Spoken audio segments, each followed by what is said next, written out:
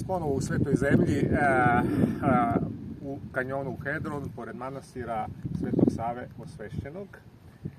O manastiru će nam reći, koji je jako dobar poznavalac manastira i uopšte priče o samom manastiru, naš brat Jovan, koji je jedan od glavnih organizatora cele ove priče o Svetoj zemlji. Sveti Sava Osvećeni je postao monah, otišao u manastir u svojoj 8. godini. Sa 18 godina dolazi u Svetu zemlju i postaje poslušnik svetoga Jeftimija Velikog. Otkrovenjem datom od anđela on dolazi ovde na mjesto današnje Lavre i tu organizuje monaški život. Od 485. godine. 522. godine Sveti Sava Osvećeni se upokojava. Ali prije upokojenja Sveti Sava Osvećeni ostavlja jedno proročanstvo koje glasi: okupio je monahe oko svoga odra i izgovorio sljedeće reči: oci i braćo, proći će mnogo vremena, mnogo vekova će proći. Doći će sa dalekoga zapada jedan monah kraljevskog roda koji nosi moje ime. Njemu zaveštavam da predate sljedeće darove: moj igumanski štab, žezlo, ikonu Majke Božije, mlekokopitateljicu. To je bilo zaveštanje osnivača Lavre Svetoga Save Osvećenoga. U 8. veku na ove prostore, na ovaj prostor i u ovaj manastir dolazi Sveti Jovan Damaskin. Sveti Jovan Damaskin, kada je čuo zaveštanje osnivača Lavre, ikonu koju je sa sobom doneo, Majku Božiju Trojeručicu, zaveštava također tom monahu sa dalekog zapada koji treba da dođe, a ne zna se kada. Godine 1229. svojom nogom u ovozemaljsku otadžbinu Gospoda Isusa Hrista kročio je Sveti Sava Nemanjić.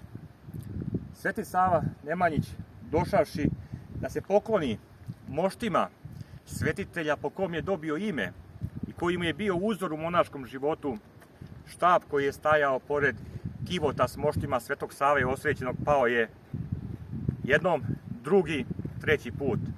Bratstvo manastira monasi nisu pridavali značaja čudu koji se dešava. Sve do trenutka kada je ikona Majke Božije, mlekokopitateljica, sišla sa trona i krenula u susret Svetome Savi Srpskom. Monasi, videvši čudo koje se zbiva pred njihovim očima, pitaju tog monaha koji je došao kod njih u manastir ko je, odakle je. On im kaziva. A oni se sećaju zaveštanja koje je ostavio osnivač Lavre Sveti Sava Osvećeni, da će proći mnogo godina, vekova i da će u Lavru, manastir koji je on podigao, doći monah kraljevskog roda sa dalekoga zapada. Taj monah kraljevskog roda koji prima u ovom manastiru 3 velike svetinje, igumanski štab, Majku Božiju Trojeručicu, ikonu Majke Božije mlekokopitateljicu, bio je, draga braćo i sestre, Sveti Sava Nemanjić. Sveti Sava Nemanjić je 2 puta boravio u Svetoj zemlji. Drugo putovanje Svetog Save Nemanjića je bilo od 1233. do 1236. godine.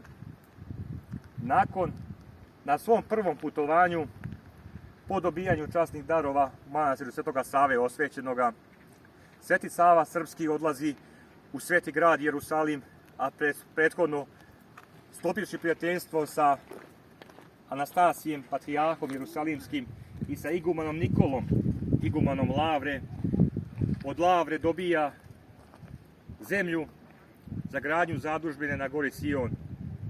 I tako sa prvim putovanjem Svetoga Save Srpskoga u Svetu zemlju započinje ne samo srpska poklonička hronika, već započinje i srpsko zadužbinarstvo na tlu Svete zemlje, ovozemaljske otadžbine Gospoda našega Isusa Hrista.